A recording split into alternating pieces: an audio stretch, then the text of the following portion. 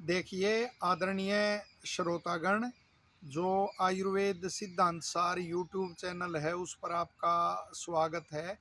Channel को आपने subscribe नहीं किया है तो सब्सक्राइब कीजिए, और वीडियो यदि आपको अच्छी लगती है तो इसको लाइक कीजिए और लोकहित में इसको शेयर अवश्य कीजिए, साझा अवश्य कीजिए। आयुर्वेद के संदर्भ में विलक्षण जानकारियाँ, उपयोगी जानकारियाँ आपके साथ साझा करते रहते हैं। तो उसी कड़ी में आज हम अन्नपान और जो गेहूं का सेवन है उसके महत्व के बारे में वो प्रकाश डालते हैं। देखिए, जैसे आजकल दो बातें सुनने में मिलती हैं कुछ उससे कुछ सूत्रों से कि अन्न नहीं खाना चाहिए। कैसे हैं जो कहते हैं कि गेहूं नहीं खाना चाहिए। तो देखिए, शास्त्र कहते हैं कि अन्नो वही प्राण है, कि अन्न ही प्राण है।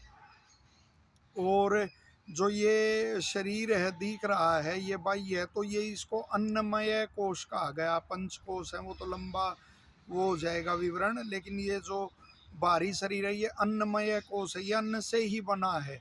और लोक में एक कहावत है, अन्न की बांधी काया, कि यह शरीर अन्न द्वारा ही बंधा हुआ है, अन्न के अभाव में तो यह टूट जाएगा, स्थिर नहीं रहेगा। और आयुर्वेद के जो ऋषि हैं वो कहते हैं कि जो अन्न है वह बल का, वर्ण का और ओज का मूल कारण है। कि जो इसमें शरीर में बल है, वर्ण है, रंग रूप है, वो चमक है, और ओज है, तो वो उसका मूल कारण अन्न है। तो अन्न तो आवश्यक माना है ऋषियों ने। उसी तरह देखिए, गेहूं के जो गुण लिखे हैं आयुर्वेद के ऋषि लिखते हैं, नित्य सेवनीय है, यानी हर ऋतु में और हर रोज सेवन करने योग्य है गेहूं।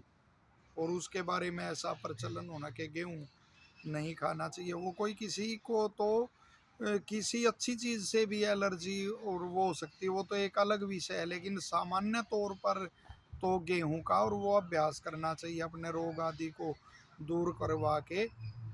और जो गेहूं के गुण हैं तो आयुर्वेद में उसके विषय में लिखा है, जीवनो बृंगणो वरण्यो वरेण्यो रुच्य स्थिरतव कृत।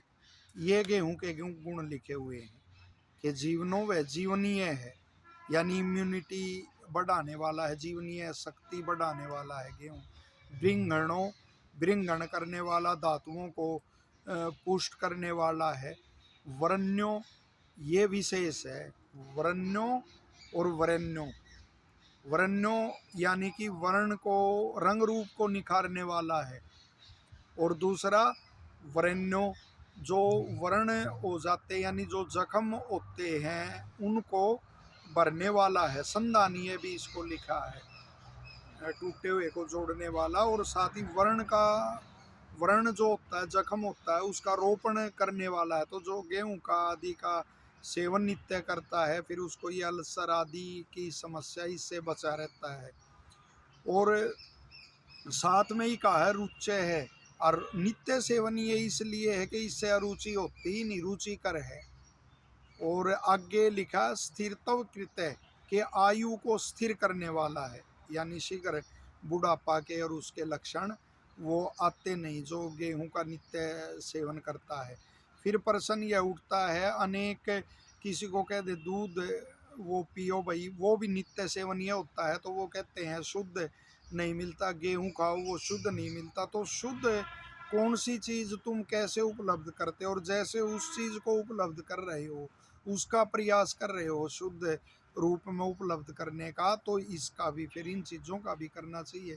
तो ये जो दूध है, घी है, और गेहूं है, मूंग की दाल है, सेंधव नमक है, तो इनको साठी चावल हैं, तो इनको ऋषियों ने नित्य सेवनीय बताया, इनका नित्य सेवन करना चाहिए। तो ये अन्न के विषय में और उसके गेहूं के विषय में आपके साथ विचार साझा किए। आशा है कोई भरम आदि ऐसे वो ना रहे और लोकहित में इसे ज़्यादा से ज़्यादा आप शेयर करेंगे। धन्यवाद।